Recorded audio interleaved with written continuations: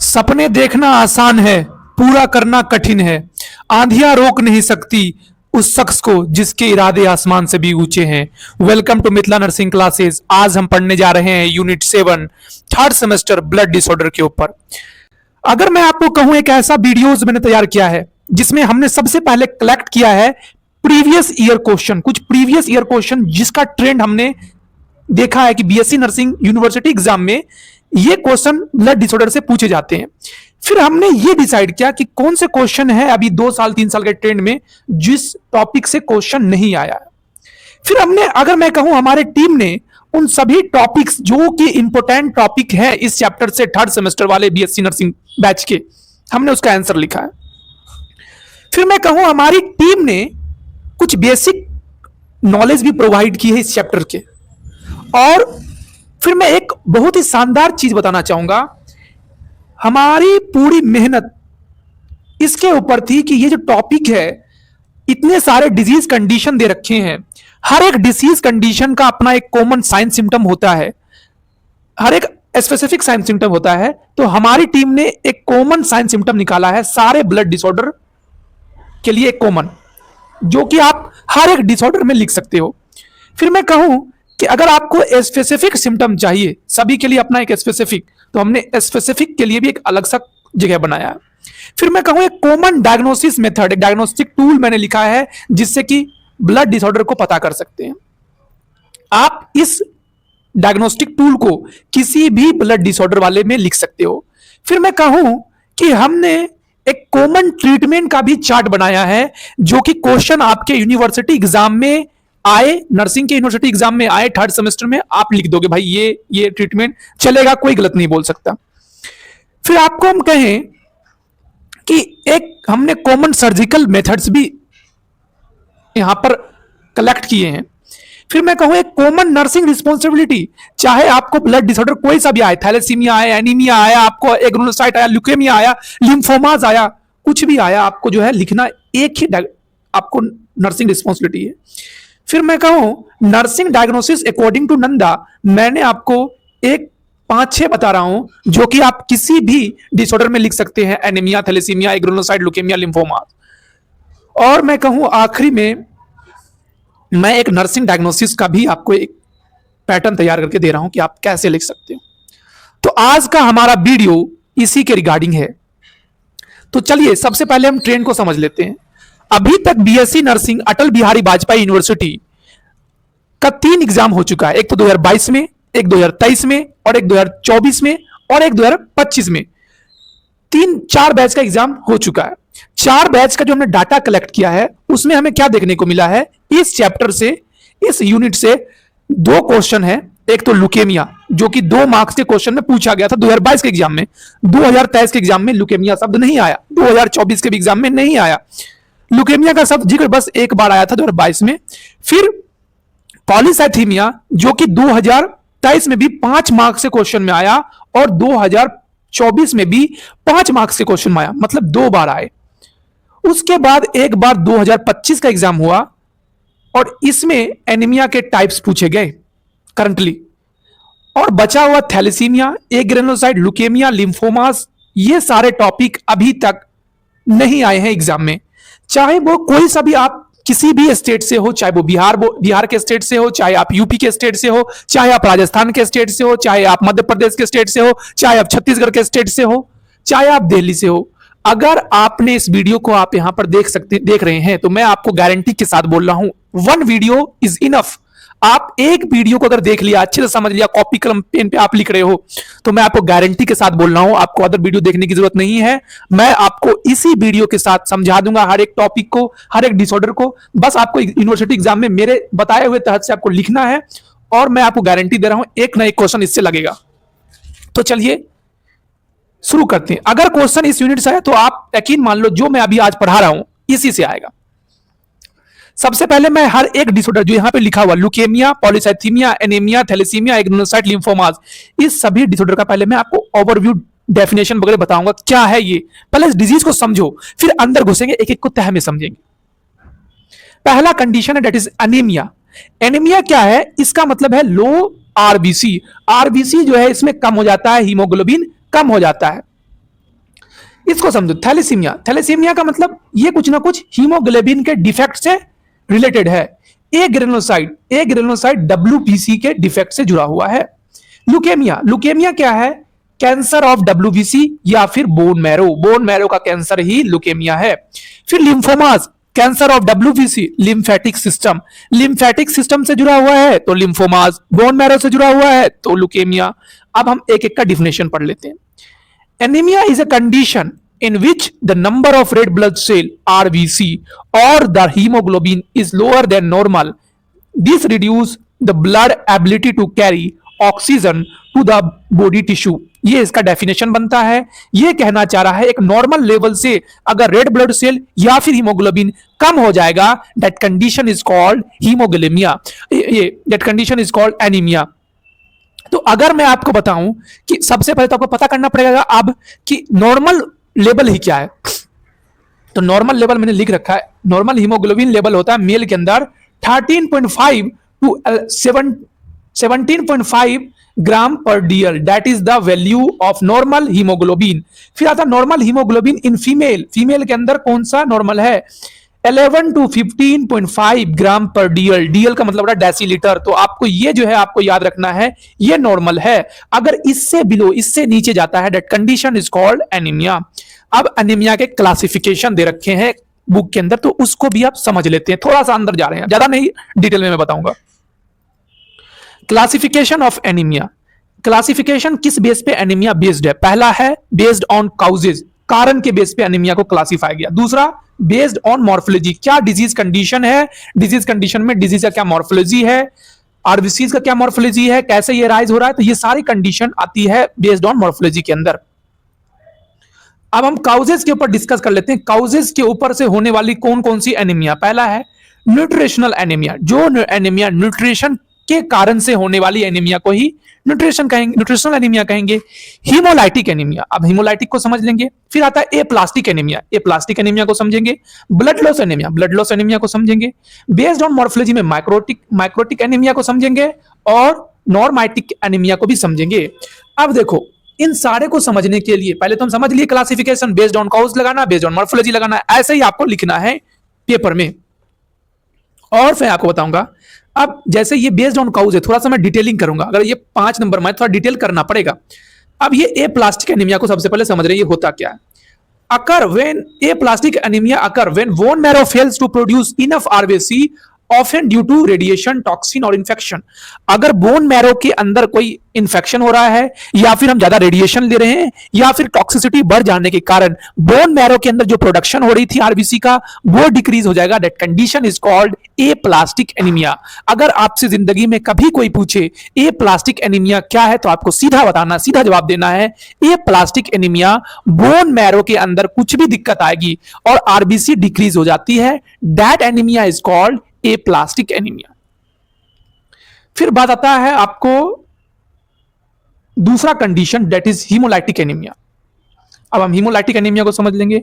Due to RBC destruction, अगर RBC जल्दी टूट रहा है, जल्दी डेड हो रहा है, तो हमारे शरीर के अंदर आरबीसी कम हो जाएगी, that condition is called haemolytic anaemia. तो आपसे कोई पूछे कि हीमोलाइटिक एनीमिया क्या होता है तो आपको बताना है हीमो मतलब हीमोग्लोबिन, हीमो मतलब ब्लड, हीम का मतलब होता है ब्लड, आपका हीम का मतलब होता है ब्लड और लाइटिक का मतलब होता है ब्रेक डाउन।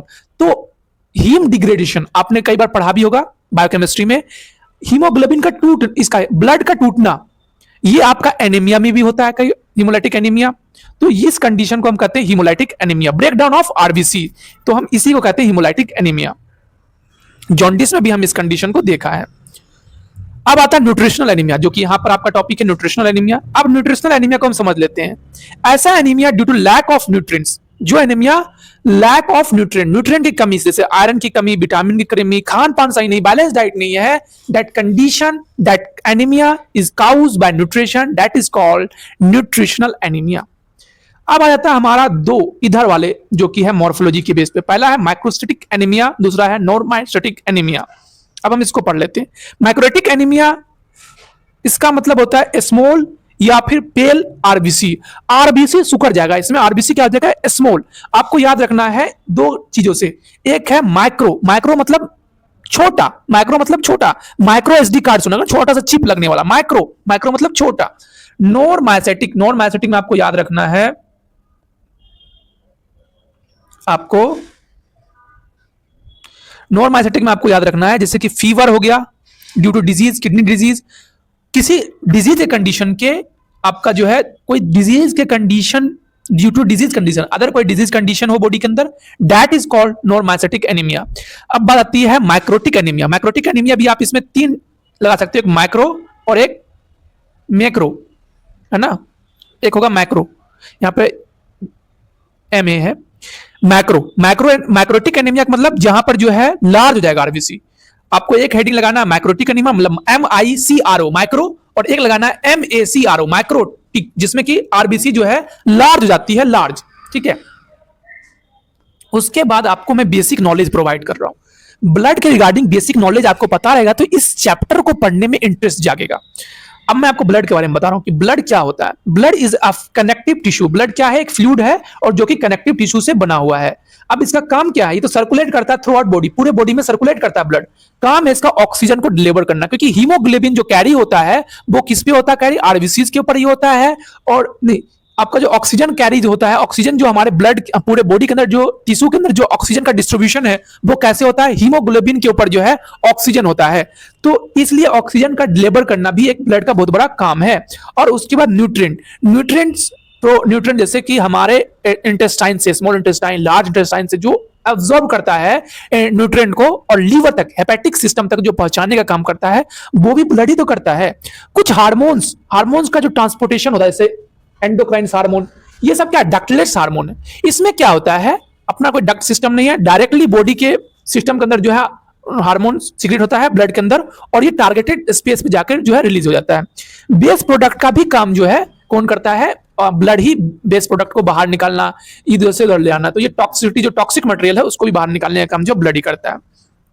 अब ये ब्लड किस चीज का बना हुआ है ये भी आपको समझना चाहिए। ब्लड का क्या कॉन्स्टिट्यूएंट पार्ट? प्लाज्मा। ब्लड दो चीज से बना है, plasma and second one is formed element.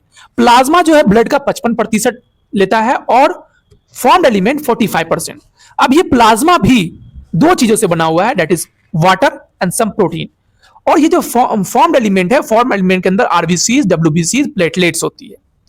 उसके बाद मैं बात करना चाहूंगा डब्ल्यूबीसीज के ऊपर थोड़ा ज्यादा, क्योंकि डब्ल्यूबीसीज से जो है हमारा 2-3 डिजीज इस चैप्टर में जुड़ा हुआ है।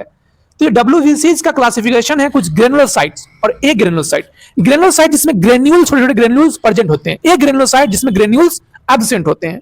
अब ये जो ग्रेन्यूल्स है, इस ग्रेन्यूल्स का एग्जांपल है, ग्रेनुलोसाइट्स का एग्जांपल, ग्रेनुलोसाइट्स का एग्जांपल है न्यूट्रोफिल्स, एसिनोफिल्स, बैसोफिल्स। और एक ग्रेनुलोसाइट्स का एग्जांपल है लिम्फोसाइट्स, जिसमें कि टी लिम्फोसाइट्स आते हैं, बी लिम्फोसाइट्स आते हैं, और कुछ आपका जो है सेल्स आते हैं, किलर आते हैं, नेचुरल किलर आते हैं, और मोनोसाइट्स आते हैं। तो ये आपको क्लासिफिकेशन मैंने बता दिया, क्योंकि इससे 2-3 जो है डिसऑर्डर्स निकल के आते हैं, आगे पढ़ेंगे। चलिए, हमारा एनीमिया हमने समझ लिया, एनीमिया के टाइप्स हमने समझ लिया। अब दूसरा टॉपिक दैट इज है हमारा thalassaemia, discussion of important topic. हो सकता है आपके इस बार के एग्जाम में थैलेसीमिया रखा हो। अब हम थैलेसीमिया को कैसे पढ़ेंगे? Thalassaemia is a genetic blood disorder characterized by reduced or defective production of hemoglobin leading to anemia. It occurs due to mutation in HBB gene affecting the alpha और beta ग्लोब्यून चैन। सबसे पहले सेंटेंस में ही कह रहा है ये जेनेटिक ब्लड डिसऑर्डर है। कहीं ना कहीं हमारे जीन, हमारे डीएनए, हमारा हेरिडिटी इसमें इन्वॉल्व है। तो थैलेसीमिया नाम सुनते ही आपको याद रखना पड़ेगा, ये वो वाली ब्लड डिसऑर्डर है, खून की डिसऑर्डर है, जो कि पीढ़ी दर पीढ़ी वाली ट्रांसफर होने वाली है। समझ रहे हो ना? ऐसी डिसऑर्डर जो कि हमारे जीन हमारे मतलब कोई ना कोई हमारे फादर मदर किसी को हुआ तो बच्चे को, वो वाली है ये बीमारी। तो आपको याद रखना है। इसमें होता क्या है, हमारे जीन का जो हमारा चैन है, अल्फा चैन और बीटा चैन, ये जब हमने डीएनए वाले वीडियोज में जब हमने डिस्कस किया तो बड़ा डिटेल से डिस्कस किया है, तो उसमें आप जाकर देखना, हमारे चैनल पे विजिट करके आप देख सकते हैं। अल्फा चैन, बीटा चैन के बारे में हमने डिस्कशन किया। उसके अंदर म्यूटेशन हो जाएगा तो that condition is called thalassaemia, और ब्लड के अंदर जो है कहीं ना कहीं डिसऑर्डर हो जाता है। अब इसके काउजेज के ऊपर, इसके जो म्यूटेशन साइट्स है इसके रिगार्डिंग दो इसका क्लासिफिकेशन है। Thalassaemia is caused by mutation in alpha globin chain and beta globin chain. तो अल्फा ग्लोबिन और बीटा ग्लोबिन के ऊपर जो है ये डिवाइड है इसका टाइप्स। तो आपको थैलेसीमिया तो लिखना ही लिखना है कि थैलेसीमिया क्या है, जेनेटिक डिसऑर्डर है। दूसरा क्या लिखना है आपको कि ये इसमें क्या है, म्यूटेशन आता है अल्फा चेन में और बीटा चेन में। अब इसके टाइप्स भी लिख के आना है, भूलना नहीं टाइप्स। अगर थैलेसीमिया लिखा है अल्फा और बीटा का जिक्र जरूर कर देना। Alpha, there are two types, alpha thalassaemia and second one is beta thalassaemia. Alpha thalassaemia के अंदर क्या लिख के आना है आपको कि thalassaemia caused by mutation in alpha globin chain leading to mild and severe anaemia. Alpha thalassaemia के अंदर जो है आपको सीवियर नहीं देखने को मिलेगा, थोड़ा सा माइल्ड एनीमिया देखने को मिलेगा। पर ये जो बीटा थैलेसीमिया है caused bye defective beta globin production, अब जो ये बीटा ग्लोबिन चैन है इसके अंदर डिफेक्ट आया है और ये बीटा थैलेसीमिया जो है minor mild anaemia life long blood transfusion, इसके अंदर जो है ये माइनर ही होता है पर जो है लाइफ लॉन्ग, इसमें जो है लाइफ लॉन्ग ब्लड ट्रांसफ्यूजन की जरूरत पड़ती है। मतलब ब्लड को ट्रांसफ्यूज करने का, एक डिफेक्टिव ब्लड को निकालेंगे और दूसरा जो अच्छा ब्लड है, जहां से प्योर ब्लड हमने दूसरा डोनर से लेके जो हमारा पेशेंट है उसके अंदर हम डाल देते हैं, ट्रांसफ्यूज कर देते हैं। ऐसे हमें महीने में कई बार करवाने पड़ते हैं, 5 बार 6 बार तो ऐसे करवाने पड़ते हैं। तो that condition is called beta thalassaemia. फिर बहुत ज्यादा इंपॉर्टेंट है ये भी ए ग्रेनुलोसाइट्स। अब ए ग्रेनुलोसाइट्स के अंदर क्या है, हमने डब्ल्यूबीसी के अंदर देखा था इसका क्लासिफिकेशन। तो इसके अंदर क्या है, agranulocytosis is a severe condition characterised by an extremely low number of granulocytes mainly neutrophils. Neutrophils का कम हो जाना, जब ये न्यूट्रोफिल जो ग्रेन्यूल्स वाला है अगर ये कम हो जाएगा that condition is called a granulocytes. और ये किस कारण से होता है, पहला कारण है ड्रग इंड्यूस। कोई ना कोई हम ऐसे ड्रग्स ले रहे हैं जो कि हमारे जो ग्रेनुलोसाइट्स डब्ल्यूबीसी है उसको किल कर रहा है, जो न्यूट्रोफिल्स है उसको किल कर रहा है। तो हमारा जो कंडीशन एराइज होगा वो होगा ए ग्रेनुलोसाइट, मतलब ग्रेन्यूल्स खत्म हो रहे हैं हमारे बॉडी के अंदर, ग्रेनुलोसाइट्स खत्म हो रहे हैं और हमारा बॉडी ए ग्रेनुलोसाइट्स की तरफ बढ़ता जा रहा है। ड्रग्स जो हमारा कॉमन ड्रग्स है दैट इज एंटीबायोटिक। पहला है क्लोरोफिनेकोल, ये हमारा एग्जांपल है, सर्टेन एंटीबायोटिक्स एक एग्जांपल मैंने दिया है। एंटी थायराइड ड्रग्स जिसका सेवन करने से हमारे अंदर क्या हो जाता है, आपको एक ग्रेनुलोसाइट जैसे समस्या देखने को मिलता है। अब ये एंटी थायराइड ड्रग्स कौन सा है, तो मिथामेजोल, ये आपको याद रखना है। ऑटो इम्यून डिसीज, ये भी एक इसका जो है काउज है। हेपेटाइटिस आर्थराइटिस, ये भी इसका क्या है, एक काउज है। बोन मैरो के अंदर कोई डिसफंक्शन आपको दिखने को मिलेगा, ये plastic anaemia, leukaemia infection, HIV infection, ये सारा क्या है इसका काउजेस है। काफी इंपॉर्टेंट आपको मैंने बता रहा हूं, ल्यूकेमिया हो सकता है ल्यूकेमिया भी देखने को मिले। Leukaemia is a type of blood cancer, ये एक टाइप ऑफ ब्लड कैंसर आपको लिखना है पहला ही sentence, this is a type of blood cancer that originates in the bone marrow and leads to uncontrolled proliferation of abnormal white blood cell WBC. The cancerous WBC impair normal blood cell productions. तो ये जो originate होता है ये bone marrow का cancer है जो कि एबनॉर्मल व्हाइट ब्लड सेल जिसको हम WBC बोलते हैं, जो कि हमारा एक डिफेंस मैकेनिज्म है, कोई इन्फेक्शन से लड़ता है। पर ये जो है ओवर रेट में ज्यादा प्रोडक्ट हो जाता है, ज्यादा प्रोडक्शन आता है इसका, तो अपने ही सेल्स को कहीं ना कहीं किल करता है। ये जो है लीड करता है एनीमिया, सीवियर एनीमिया काउज करेगा, इन्फेक्शन, ब्लीडिंग डिसऑर्डर। अब बात आता है लिम्फोमास। अभी बेसिक समझेंगे, फिर मैं आपको बड़ा ट्रिक से समझाऊंगा डिटेल में कैसे लिखना है। पहले बेसिक समझो, ओवरव्यू क्या है, ये कौन कौन सी बीमारी है। Lymphomas, lymphomas are the cancer, ये भी एक कैंसर है, ल्यूकेमिया भी कैंसर है, are the cancer that start when abnormal WBC proliferate in lymphatic system. हमने पढ़ा था ल्यूकेमिया को वो बोन मैरो तक ही सीमित था, पर वही कैंसर अगर आप वो लिम्फेटिक सिस्टम में भी ट्रांसफर हो जाए that condition is called lymphomas. क्या कहलाएगा, लिम्फोमास। इसके दो टाइप्स है, पहला है हॉडकिंस लिम्फोमा, दूसरा है नॉन हॉडकिंस लिम्फोमा। जो मैंने लिखे हैं ये नोट्स, ये बहुत ज्यादा इंपॉर्टेंट है क्योंकि आपने लिम्फोमा लिखा है, डेफिनेशन याद रखने से नहीं होगा, आपको टाइप्स याद होने चाहिए एट द टिप्स, आपको तुरंत बोलने हैं। टू टाइप्स आपको, Hodgkin's lymphoma, non Hodgkin's lymphoma. Hodgkin's lymphoma they have Reed Sternberg cell, Hodgkin's lymphoma result with the swollen lymph nodes, night sweats. इसका क्या फीचर है कि इसके अंदर जो है रेड स्टेनबर्ग सेल जो है प्रेजेंट होता है और ऐसे को हम कहते हैं हॉडकिंस लिम्फोमा, इसके अंदर नाइट के अंदर जो स्वेटिंग बहुत देखने को मिलता है। नॉन हॉडकिंस लिम्फोमा होता है, this is diverse group that do not have Reed Sternberg cells, इसके अंदर रेड स्टर्बर्ग सेल नहीं होता है, यही इसका जो है डिफरेंसेज है। तो नॉन हॉडकिंस लिम्फोमा और हॉडकिंस लिम्फोमा लिख के आना है। फिर बहुत ज्यादा 2 बार यही क्वेश्चन आया है, 2 बार 2 साल रिपीटेड आया था आपको क्वेश्चन, शायद आपको फिर तीसरी बार में भी देखने को मिल जाए। That is polycythaemia, a condition where the body produce too many red blood cell, RBC का प्रोडक्शन बढ़ जाता है। इंक्रीज ब्लड विस्कोसिटी, अगर आरबीसी ज्यादा हो जाएगा तो ब्लड जो है थिक हो जाएगा, ब्लड का जो विस्कोसिटी है वो बढ़ जाएगा। विस्कोसिटी का मतलब जो ब्लड है वो गहरा सा हो जाएगा, गाढ़ा हो जाएगा। द रिस्क ऑफ क्लोटिंग, और क्लोट होने का जो है रिस्क बढ़ जाएगा। तो प्राइमरी पॉलीसाइथीमिया इसका काउज है बोन मैरो डिसऑर्डर, और दूसरा पॉलीसाइथीमिया हाई एल्टीट्यूड, अगर आप ज्यादा ऊंचाई पे पहाड़ी इलाका पे रहते हो तो भी आपको पॉलीसाइथीमिया होने को मिलेगा, और लंग्स डिसऑर्डर में भी आपको पॉलीसाइथीमिया देखने को मिलेगा। अब हम चलते हैं आपको कॉमन बात करने के लिए। अब हमारे पास कॉमन साइन सिम्टम है ब्लड डिसऑर्डर के ऊपर। अब आपका कोई भी आ जाए, फॉर एग्जांपल एनीमिया आ गया, तो एनीमिया में आपको लिख के, एनीमिया आ गया तो एनीमिया का डेफिनेशन लिख दिया आपने कि एनीमिया क्या है, रेड ब्लड सेल का कम हो जाना, हीमोग्लोबिन का कम हो जाना एक नॉर्मल लेवल से। चलो डेफिनेशन आपने लिख लिया, काउजेज भी आपने लिख दिया, इसका causes based on causes nutritional anaemia, ये एनीमिया वो एनीमिया आपने लिख दिया, प्लास्टिक मैक्रोटिक नर्माइटिक सब आपने लिख दिया, माइक्रो जितना मैंने आपको काउजेज पढ़ाया सब आपने लिख दिया। फिर आपको आप सिम्टम लिखने, तो आपको पहला सिम्टम लगाना है फटीग वीकनेस, ये आप किसी में भी लगा सकते हैं, वो पॉलीसाइथीमिया आए, आपको लुकेमिया आए, बोन डिसऑर्डर, आपको थैलेसीमिया आए, कुछ आपको जो भी आए ब्लड डिसऑर्डर आप साइन सिम्टम में लगा सकते हैं फटीग एज वीकनेस। ऐसा क्यों? क्योंकि अगर आपका जो है ब्लड कम होगा, सही से ऑक्सीजन नहीं पहुंचेगा बॉडी टिश्यू के अंदर, तो कहीं ना कहीं लेथार्जी वीकनेस ये तो होना ही होना है। तो आपको लिखने में भी कोई शर्म नहीं करना। पैलर का मतलब पेल स्किन, थोड़ा सा स्किन जो है पीलापन सा हो जाता है। शॉर्टनेस ऑफ ब्रीथ, एसओबी लिख सकते हो आप। इजी ब्रूसिंग, कटेगा कहीं पे भी नील पड़ जाना, ब्लीडिंग तुरंत हो जाना, तो ये सब क्या है, एक ब्लड डिसऑर्डर का क्या है, कॉमन साइन सिम्टम है।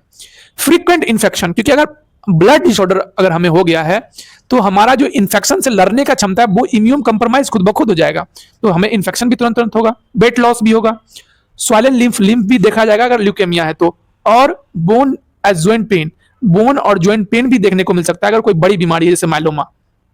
तो आपको अपने दिमाग से याद रखना ये सारी चीज को, और अपने दिमाग से जैसे हो पुट कर देना। स्पेसिफिक साइन सिम्टम अगर आपको देखना नहीं, मुझे तो देखना है स्पेसिफिक वाला भी। तो एनीमिया है तो आप लिख सकते हैं फटीग, पेलर, डिजीनेस, एसओबी, ट्रैकीकार्डिया, एकदम लिख के आइए, कोई नहीं आपको गलत बोलेगा। थैलेसीमिया आप सीवियर एनीमिया लिख सकते हैं, बोन डिफॉर्मिटीज लिख सकते हैं, मतलब बोन डिफॉर्मिटी आसानी से बोन क्रैक हो जाता है। ल्यूकोसाइटोसिस में आप लिख सकते हैं, ल्यूकेमिया में भी आप लिख सकते हैं भाई, हाई ब्लड डब्ल्यूबीसी काउंट देखने को मिलेगा, फीवर, वीकनेस देखने को मिलेगा, स्वाइलन लिम्फ देखने को मिलेगा, वेट लॉस देखने को मिलेगा, नाइट स्वीट देखने को मिलेगा, रात में पसीना आने का ये भी सिम्टम आपको देखने को मिलेगा। कॉमन डायग्नोसिस, चाहे कोई भी आपका ब्लड डिसऑर्डर हो, आपको डायग्नोसिस करवाने हैं। पहला है हिस्ट्री कलेक्शन, कुछ भी बीमारी हो हिस्ट्री कलेक्शन करना जरूरी है, जेनेटिक हिस्ट्री निकालना जरूरी है। फिजिकल एग्जांपल में आप स्किन कलर देख सकते हो, लिम्फ नोड देख सकते हो, वाइटल साइन देख सकते हो, जिसमें आप देख सकते हो कि हाइपरटेंशन में तो नहीं है, हाइपोटेंशन तो नहीं है, ये देख सकते हो आप। लैब टेस्ट करवाना है तो आपको ब्लड टेस्ट करवाइए, आप सीबीसी करवाइए, पेरिफेरल ब्लड सीमर टेस्ट करवाइए, जिसमें आप ब्लड का शेप देख सकते हो कि ब्लड कैसा है, माइक्रोटिक हो गया, ब्लड का साइज कम है या फिर ब्लड का साइज बढ़ा हुआ है, तो ये आप पता कर सकते हो। रेटिकुलोसाइट काउंट देख सकते हो, जिसमें बोन मैरो का फंक्शन आप देखना चाहते हो कि बोन मैरो कैसा फंक्शन कर रहा है, उसके अंदर कोई कैंसरस तो नहीं है, ओवर प्रोडक्शन तो नहीं हो रहा है। प्रोथ्रोम्बिन टाइम पीटीएनआर जिसको बोलते हैं, जिसमें आप क्लोटिंग को देख सकते हैं, क्लोटिंग टाइम को देख सकते हैं, कितने मिनट में क्लोटिंग हो रही है, ये सब देख सकते हो। कॉमन ट्रीटमेंट चलाना है, कोई ब्लड डिसऑर्डर हुआ आपको कॉमन ट्रीटमेंट लेकर आना, तो आप जैसे लिख सकते हो आयरन सप्लीमेंट प्रोवाइड कर सकते हो, फेरस सल्फेट प्रोवाइड कर सकते हो फॉर एनीमिया डेफिशिएंसी, और फिर आपको विटामिन B12 दे सकते हो, फॉलिक एसिड दे सकते हो, विटामिन B12 का इंजेक्शन दे सकते हो, एरिथ्रोपोइटिन स्टिमुलेट, जो कि ब्लड आरबीसी अगर किसी का कम है उसको प्रोडक्शन को बूस्ट करने के लिए आप एरिथ्रोपोइटिन दे सकते हो, जो कि जिसका एग्जांपल है ईगोपेन अल्फा। कीमोथेरेपी दे सकते हो, किसी का अगर कैंसर है जैसे कि ल्यूकेमिया में हमने देखा तो मिथ्रोक्सेट, ये इसका एक मैंने आपको मेडिसिन बताया। ब्लड ट्रांसफ्यूजन कर सकते हो, जैसे कि थैलेसीमिया में हमने बताया आपको। आयरन चिले थेरेपी, इसमें ये बहुत ज्यादा इंपॉर्टेंट है, जिसमें कि हम यूज करते हैं, use in condition requiring frequent blood transfusion, जो जैसे कि हमारा थैलेसीमिया है, थैलेसीमिया में हम बराबर क्या करते हैं, ब्लड ट्रांसफ्यूज करते हैं, तो इसके अंदर जो हमें एक थेरेपी चलानी पड़ती है जो कि प्रिवेंट करता है आयरन ओवरलोड को प्रिवेंट करता है। एग्जाम्पल है आपका उस ड्रग का, डेट इज डिफोक्सामीन। ठीक है, अब सर्जिकल मैनेजमेंट आप देख सकते हैं, ये भी मैंने लेकर आया है। बोन मैरो का आप या फिर एसटीएम सेल का क्या कर सकते हैं, ट्रांसप्लांट करवा सकते हैं। Use for blood cancer like जैसे leukaemia, severe aplastic anaemia and thalassaemia, इसमें क्या करवा सकते हो, बोन मैरो या फिर एसटीएम सेल का ट्रांसफर करवा सकते हो। नर्सिंग रिस्पॉन्सिबिलिटी, यही एक इसका सर्जिकल मैनेजमेंट था। नर्सिंग रोल या रिस्पॉन्सिबिलिटी क्या लिख के आना है, assess for sign of pallor, fatigue और वीकनेस, ये आपको कोई सा भी कंडीशन दे, आपको नर्सिंग रिस्पॉन्सिबिलिटी यही रहेगा। Monitor blood pressure, respiratory rate करने हैं आपको। स्किन इंस्पेक्शन, स्किन में देखना है, ब्रूजिंग साइंस चेक करना है, ब्लीडिंग साइंस चेक करना है। Check for oral mucosa, bleed gum, ये सब चेक करना है आपको। Check lymph node, regular check Hb level, haemoglobin level, platelet count, PT INR, ये प्रोटीन टाइम जो है ये भी आपको चेक करने हैं। एडमिनिस्टर प्रिस्क्राइब ब्लड प्रोडक्ट, जैसे कि ब्लड ट्रांसफ्यूजन लिखा है। किसी को पेन हो रहा है, पेन को मैनेज करने के लिए हीट पैक को अगर देखना है आपको, मॉर्फिन को देखना है। हाइड्रेशन आपको देना है, जैसे कि ओआरएस का supplement. Collaborate with health care doctor staff, मैंने 11 आपको बता दिया, इतना आपने रट लिया या याद कर लिया, लर्न कर लिया आपने, तो भाई ये 11 जो है आप नर्सिंग रिस्पॉन्सिबिलिटी, चाहे कोई सा भी कंडीशन आए, थैलेसीमिया, लुकेमिया, एनीमिया, कोई सा भी आए, आपको लिख के ही आना है। नर्सिंग डायग्नोसिस कैसे बना सकते हैं, नंदा के अकॉर्डिंग। ठीक है, तो नंदा के अकॉर्डिंग पहला हमने नर्सिंग डायग्नोसिस बना सकते हैं, वो ineffective tissue perfusion related to impaired circulation और anaemia as evidence by cool extremities, weak peripheral pulses, delayed capillary refill time, ये आपका जो है पहला जो है आपका बन सकता है नर्सिंग डायग्नोसिस। दूसरा है risk for skin injury related to, आप कुछ भी लगा सकते हैं, जो भी आपका डिजीज कंडीशन हो, लुकेमिया, एनीमिया, कुछ भी इंजरी हो जाएगा। क्योंकि इंजरी क्यों होगा कि ब्लड का कम रहेगा, हमारे अंदर ब्लड डिसऑर्डर रहेगा, तो कुछ भी हमारा हल्का सा भी कट लगा, ब्लड ज्यादा निकल गया या ब्लड क्लोटिंग हो गया, तो कुछ भी हुआ तो इंजरी होने का चांसेस बढ़ जाएगा। तो risk for injury related to, मान लो एनीमिया या thalassaemia, risk for injury related to thalassaemia as evidence by easy bruising sign, frequent nose bleed. फिर आता है हाइपोक्सिया, हाइपोक्सिया मतलब सांस लेने में दिक्कत, रिलेटेड टू हाइपोक्सिया मतलब टिश्यू लेवल के अंदर जो है आपका O2 जो है वो डिक्रीज कर गया, टिश्यू के अंदर जो है ऑक्सीजन की कमी, that condition is called hypoxia. Hypoxia related to decrease haemoglobin level due to anaemia as evidence by fatigue and pallor skin.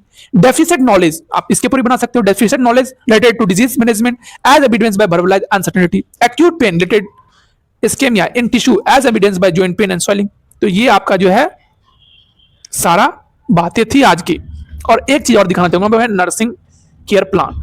अब एनसीपी कैसे बनाना है आपको ये भी समझ में आया, तो मैंने आपको लिख दिया, असेसमेंट, डायग्नोसिस, गोल, फिर प्लानिंग, इंटरवेंशन और इवैल्यूएशन। अब आपको ऐसे एग्जाम में लिख दीजिए, पेशेंट क्या, patient can feel fatigue, weakness, lethargy, patient can feel dizziness, cold and SOB, ये लिखना है। Hypoxia related decrease haemoglobin level, diagnosis आप बना दीजिए। फिर आपका एडमिनिस्टर, प्लानिंग में आप लिखिए मॉनिटर फ्रीक्वेंट एचबी, ये लिखना है आपको। इंटरवेंशन में मॉनिटर, जैसे भी आपको बनाना ये आपको मैंने आपको प्रोवाइड कर दिया। प्लस आप हमारे यूट्यूब चैनल को के नीचे जो है आपको लिंक मैंने दे दिया है, आप वहां जाके इस पीडीएफ को डाउनलोड करके आप अपना नोट्स बना सकते हैं। देखिए, मैं आखिरी में यही एक बात कहना चाहूंगा, मैं यहां पर बैठकर यूट्यूब से कोई पैसे कमाने का या चैनल को प्रमोट करने का या कोई ऐसा मेरा कोई मनसा नहीं है। मेरा मानना यह है कि क्वालिटी एजुकेशन या जो भी मेरे पास नॉलेज है वो नॉलेज करना चाहते हैं, आपको लगता है कि मैंने क्वालिटी एजुकेशन प्रोवाइड की है फ्री में, तो आप चैनल को सपोर्ट करने के नाते सब्सक्राइब बटन दबा सकते हैं और चैनल